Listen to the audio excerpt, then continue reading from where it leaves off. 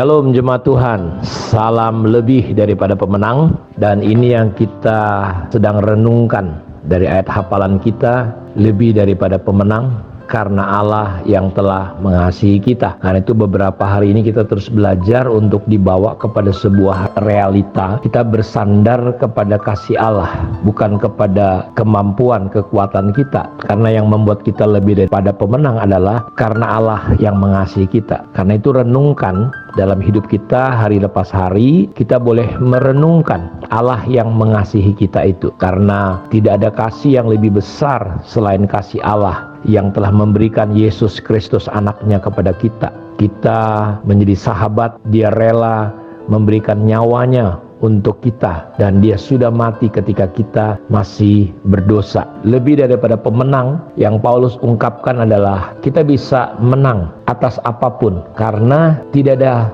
hal yang bisa memisahkan kita. Dia menuliskan bahwa kelaparankah? Karena kelaparan adalah sesuatu yang ditakuti oleh banyak orang. Orang berusaha tidak lapar. Orang berusaha bekerja keras mencari apapun supaya dia tidak lapar. Dan Paulus melukiskan apa yang bisa memisahkan kita dari kasih Kristus. Kalau kita sadari hal ini, sehingga kita tidak lagi menjadi orang-orang yang hidup dalam ketakutan, kecemasan, hanya masalah perut, lapar, makan dan minum. Dia sudah berkata, jangan kamu khawatir tentang apapun juga. Apa yang mau dimakan, apa yang mau diminum, Allah bertanggung jawab. Kenapa banyak orang Kristen tetap khawatir dan takut tentang masalah makan dan minum? Jawabnya sederhana. Ketika kita menyadari Allah menyertai kita, Allah memberi Yesus anaknya kepada kita, maka kita bisa menang terhadap ketakutan yang bernama kelaparan. Apalagi yang tidak bisa, apapun itu yang terjadi selain kelaparan, dikatakan penderitaan. Penderitaankah? Penderitaan tidak bisa memisahkan kita dari kasih Kristus. Karena itu kita perlu memenangkan diri kita, karena kita nggak akan pernah bisa terpisahkan dan dipisahkan dari kasih Allah. Apapun itu yang terjadi, hanya dosa yang memisahkan kita dari kasih Allah. Hanya ketika kita bertindak memberontak kepada Dia, tapi Allah tetap mengasihi kita. Dia mengejar kita dengan kasih-Nya. Jadi kita lebih daripada pemenang menghadapi dunia ini dengan sebuah keyakinan bahwa tidak peduli betapa besar tantangan kita, kita memiliki keyakinan bahwa Tuhan bersama dengan kita. Dia mengasihi kita apapun yang terjadi dengan hidup kita. Dan kesadaran ini akan membawa saudara pada kemenangan demi kemenangan. Kita bisa lebih daripada pemenang seperti yang dikatakan oleh Rasul Paulus. Apalagi penderitaan. Alkitab menubuatkan bahwa akan ada banyak aniaya dan penderitaan yang akan dihadapi oleh anak-anak Tuhan. Kita dipanggil bukan hanya untuk percaya, tapi juga menderita karena nama Tuhan. Akibat ketika kita mempercayai Tuhan, mengikut Tuhan, diibaratkan kita disuruh pikul salib, sangkal diri. Dan kenapa perlu pikul salib, sangkal diri? Karena memang tubuh kita ini begitu manja. Tubuh kita ini, daging kita ini nggak biasa dengan yang namanya penderitaan. Kita itu selalu pengen hidup enak, kita selalu itu pengen nyaman, kita selalu ingin segala sesuatu ada. Kita sulit menghadapi hal-hal yang terkadang menurut kita itu adalah sebuah penderitaan. Karena itu Paulus berkata, penderitaankah? Tidak bisa memisahkan kita dari kasih Kristus. Karena itu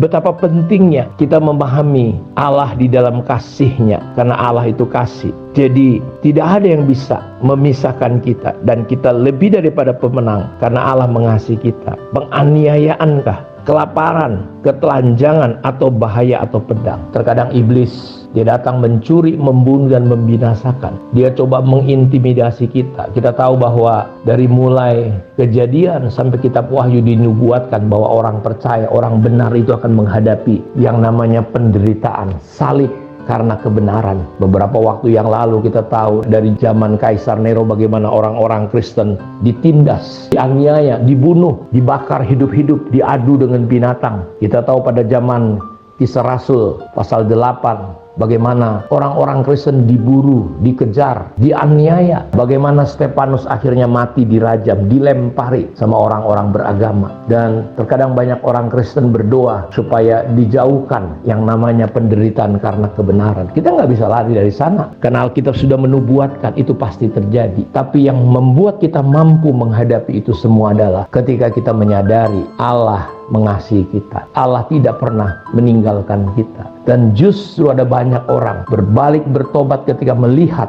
bagaimana teguh, bagaimana tabah, bagaimana kuatnya hidup orang-orang beriman dan percaya. Kitab Ibrani mengatakan bagaimana ibu-ibu menerima anak mereka dalam keadaan sudah mati. Ada yang dipotong, digergaji. Begitu luar biasa, seolah-olah dunia ini betul-betul tidak layak. Karena itu arahkan pandangan kita kepada kasih Tuhan. Jangan pernah berhenti untuk mengarahkan hati pikiran kita bahwa Allah mengasihi kita. Tidak ada satupun yang bisa memisahkan kita, maut sekalipun. Karena ketakutan berikutnya dalam hidup manusia biasanya adalah kematian dan maut. Karena itu dalam kitab Ibrani, kalau saya bacakan untuk kita, Ibrani pasal 2 ayat 14-18. Karena anak-anak itu adalah anak-anak dari darah dan daging, maka ia juga menjadi sama dengan mereka dan mendapat bagian dalam keadaan mereka, supaya oleh kematiannya ia memusnahkan dia, yaitu iblis yang berkuasa atas maut, dan supaya dengan jalan demikian ia membebaskan mereka yang seumur hidupnya berada dalam perhambaan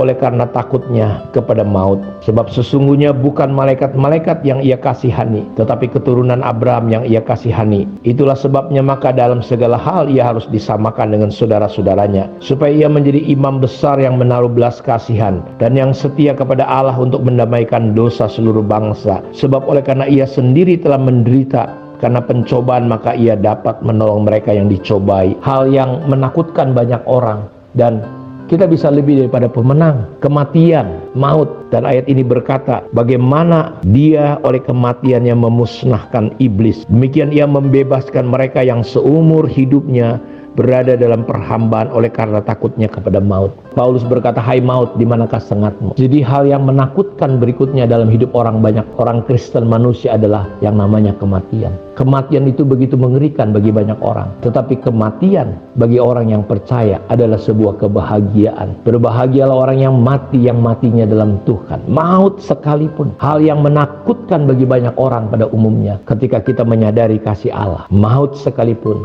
tidak bisa memisahkan kita dari Allah, dan kita bisa mengalahkan rasa takut itu, karena ketakutan itu bukan dari Allah. Kasih melenyapkan ketakutan. Makanya Daud berkata, sekalipun aku di dalam lembah kekelaman, aku tidak takut bahaya. Kenapa?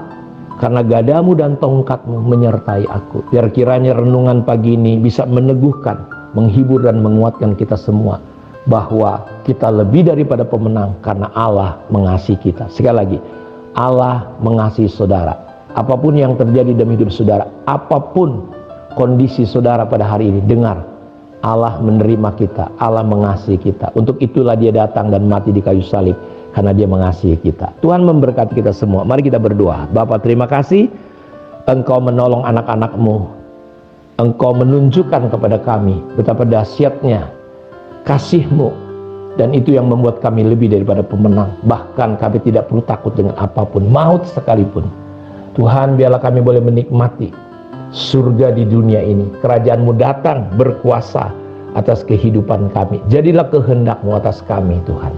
Terima kasih, Engkau menyembuhkan, Engkau menolong, Engkau menghibur, Engkau menguatkan semua anak-anak-Mu. Di dalam nama Yesus kami berdoa dan bersyukur kepada Tuhan. Amin. Tuhan memberkati kita semua. Shalom.